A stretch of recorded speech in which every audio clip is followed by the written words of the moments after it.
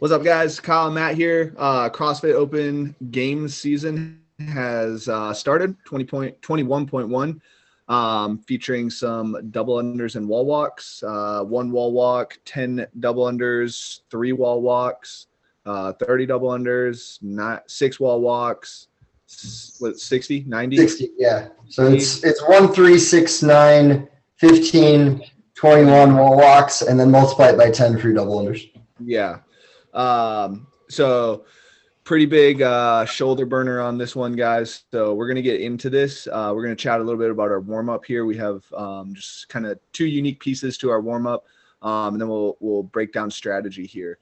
Warm-up, guys, the big thing that we're touching on for this, and you guys can head to our Instagram for our full warm-up breakdown if you guys didn't find this on Instagram already. But basically, we're focusing on opening up that shoulder position, kind of making sure that the pecs are nice and loose and open, making sure that we're able to kind of like the lat is open and we're in a good stabilized position overhead, some good thoracic extension and rotation there. Breathing in this one is going to be very important, especially as you get upside down, making sure that we're going to be able to take full breaths in as we're getting upside down and not bracing too hard as we turn upside down. So 2 big things that we're hitting on for our warm-up, guys, is occlusion in the shoulders. So if you guys have BFR, blood flow restriction cuffs, throwing those on for about 2 minutes. This has been shown to increase some muscle endurance. Specifically, throw those on the shoulders if you have those. If you guys don't have those, you can voodoo floss your shoulders. And then just kind of hang out for 2 minutes, roughly 70% occlusion or occluded. Just kind of hang out for 2 minutes, let some of that blood flow kind of decrease into the extremities. Unwrap, you get some fresh blood flow, and the body is signaling to send blood flow there already, or after you kind of do that. So it's almost like an increase of blood flow into those extremities. So and then the next thing we have is some breathing work. Basically, we're going to focus on lying on our back, getting kind of like breathing into the ground, making sure that we're expanding fully. And then we're going to do 3 sections with a band around our midsection. So like lower ab, mid ab, and upper ab. And Matt, you kind of want to chat about what that's going to allow them to do in the workout? So having the band around those 3 positions as well as lying on the ground is going to bring more awareness to how to fully expand that rib cage, fully get that air all the way into the lungs. And so that way you're moving as much air as possible. And also by getting yourself out of that chest breath, you're going to help decrease that tension for the workout. And that having a lower systemic tension throughout this is going to greatly help that endurance piece and really lower the chances that you're going to occlude earlier. Yeah. Cool. So those are like the 2 big components that we're kind of hitting on for our warm up to this time around. So if you guys don't understand exactly what that means, you guys, and we're not coaching you, just message us on Instagram and we'll kind of fill you in a little bit more on what exactly we mean by that. We'll link you to some videos too if you guys need them. Okay, so workout. I think there's actually quite a bit of strategy as far as the movements go in this one. Definitely, obviously, it's a unique movement in regards to the wall walk for the open. Some of you guys have probably had those in training already. So some of my big takeaways from this were minimizing hand placements.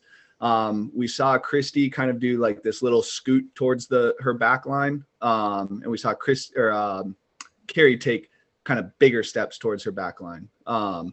Sorry, I guess I can't pull the movement standards up on the games page yet. Hopefully they'll be up by tomorrow. But it appears, do you have them up, Matt?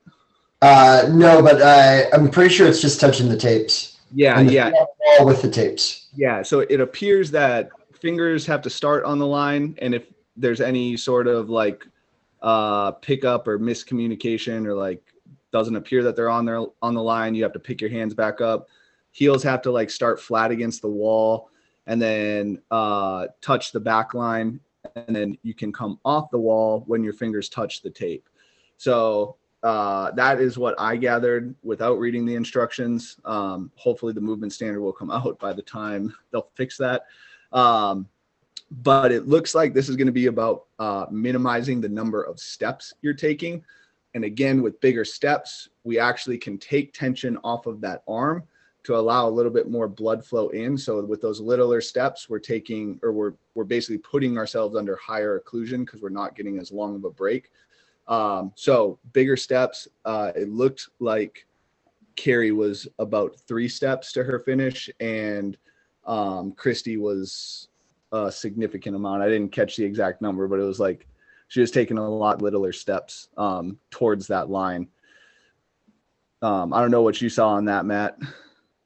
As far as analyzing them, I was catching what I could at red lights. So yeah. I think you were saying something about like bigger steps up the wall also, right?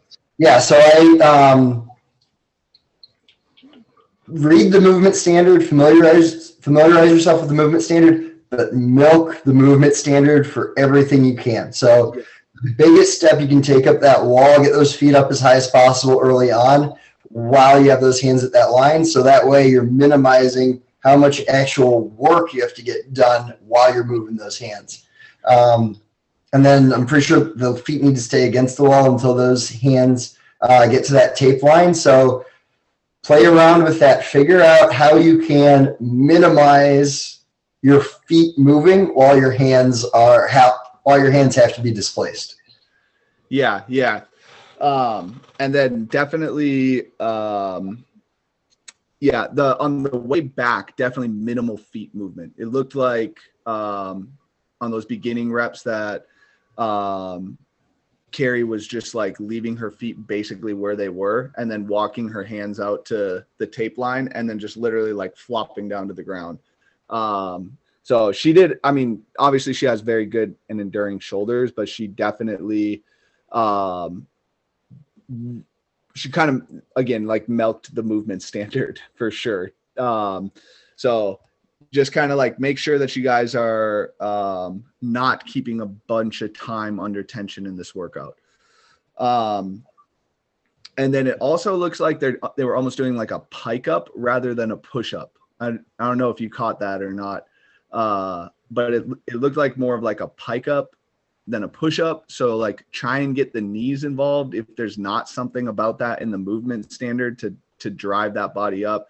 And again, like steel stretch into that pike up. Don't freaking do a push up into that pike up. Like just take as much tension as possible off of that upper body because it's going to be a brutal one for that. What were you seeing anything else in like the push up or the walk up the wall specifically? Without knowing the standard, it's tough to say too much. Yeah. It also looked like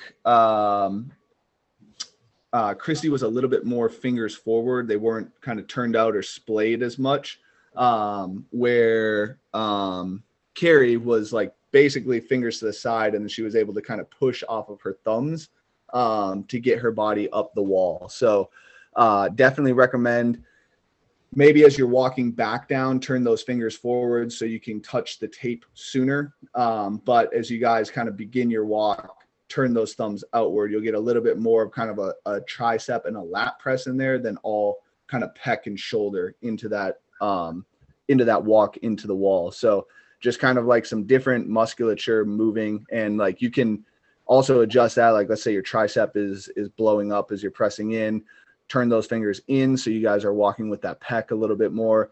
Maybe you guys can even alternate per rep. Might be a good thing to do. Matt's over here giggling. That's exactly what I was going to say. Play like 1 rep tricep intensive, 1 rep chest intensive, back and forth. And that way you're limiting which one's getting that extra work. So that way you're almost recovering every rep. So you're recovering what you're going to use the next rep each time. Yeah. Yeah. And if you guys kind of like tend to black out in workouts, this one's like not going to be as metabolically demanding, but if you guys are having trouble like thinking, you can literally just pull one of your friends, buddies, and just have them yell at you like thumbs forward or fingers forward each rep, so you can kind of remember to change or switch whichever direction you guys are trying to walk on. And then I think we might have touched on this already, but reach those feet up as high as you possibly can right off the bat. You don't need to move those that much. Just you saw Carrie kind of doing it towards the middle section. She took one giant step up, and then as she took her other step, the opposite foot led up to that wall. So again, we kind of need to understand the movement standards for this and how exactly that works. But it looked like she was almost like 1 foot at a time and then started walking her hands. But yeah, as big of a reach up that wall as you guys can get, the less movement the feet have to do, and the bigger those steps can be. So, do you notice anything on that, or? Just a thought on that too is just like, don't be afraid to like maybe flash your hands out to the side just to get out of that position of tension at the bottom. So know yourself as an athlete and know whether or not you should be trying to string together big sets, or at the bottom of every rep, quick shakeout. Keep that blood flowing so that way you don't burn out. Yeah. So I guess this kind of gets into pacing strategy a little bit too. So you guys got to keep in mind that you kind of have to analyze yourself as an athlete before you go into these things, and remember that those, like Christy and Carrie, are both smaller in regards to the women field.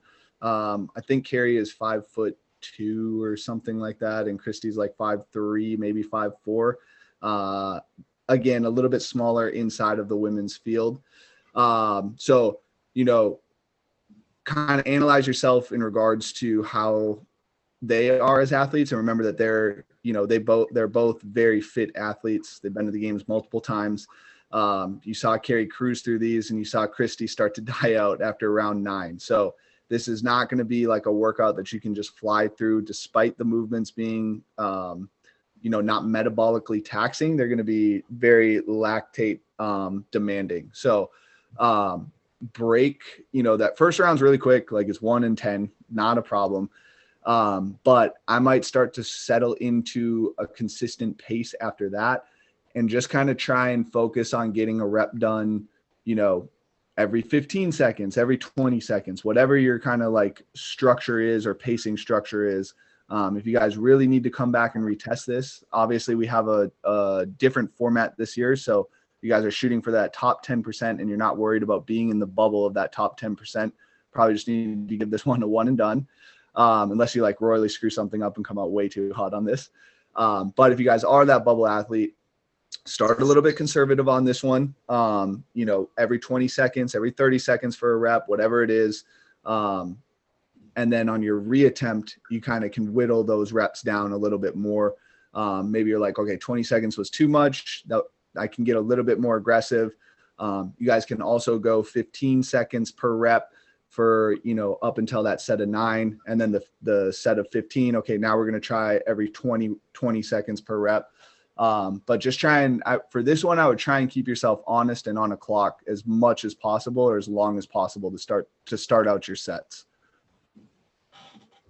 And on that note, like what, relax when you're not doing the rep. Yes. Relax. Yeah. This one is definitely. Oh, sorry. What were you gonna say? So on that note too, so in the beginning it starts off smaller numbers, so there's a lot more back and forth. Not saying do slow transition, but relax on that transition. Breathe on that transition. Maybe going 15 and 15 on those on that set of 30 double unders might be the right thing to do, just to help keep you relaxed. Just, okay, I'm only doing 15. I'm only doing 15. Whatever is going to keep you relaxed as long as possible is going to give you that endurance for those 21. Yeah. That's a good point. I think a lot of people tend to get pretty tense on double unders and can't really relax their shoulders into that position. So if you know that's if you know that is one of your weaknesses, definitely chill the shoulders out a little bit, and smaller sets, especially, 90 double unders takes roughly 45 seconds. It's not a huge chunk of time. If you're expanding that into, an extra 15 seconds to give yourself a little bit of rest, that 15 seconds is definitely going to come in handy on the back end where you didn't burn yourself out going too quick on the wall walks. So, if your sets a 30 or something like that on the double unders, shake it out. Set a 30, shake it out on that set of 90 is absolutely okay to save those shoulders for the wall walks. I would definitely recommend, honestly, breaking up the double unders a little bit more than they did if you are not super, super proficient at double unders. So, you have any other thoughts on that, or? Yeah, it's just relax as much as possible early on and be as efficient as you possibly can. Yeah. If you guys didn't watch the end of the open announcement, Carrie was just kind of like joking around after doing 210 double unders unbroken. So this is definitely not a metabolically taxing workout. It's just definitely a high shoulder fatigue workout. So, just stay as relaxed as you can on this one. Maximize that first attempt if you guys need to. Second attempt, if you guys are a bubble athlete, definitely a second attempt. And then we'll be coming out with a second thoughts video on this as well. So on Sunday, just be on the lookout for that. But yeah, Matt, you have anything else, or? Good luck. Yeah, good luck. Yeah, so head over to our Instagram if you guys want to see kind of our warm up for that. If you guys have any question on that, just shoot us a DM. If you guys are watching this on YouTube, which you should be, subscribe, hit the notification button. We have a couple other kind of video series that come out here. This is where we'll be posting our second thoughts video for this open announcement. So good luck, guys. Stay relaxed, which is not what we'll say very often, but just relax on this one and get after it.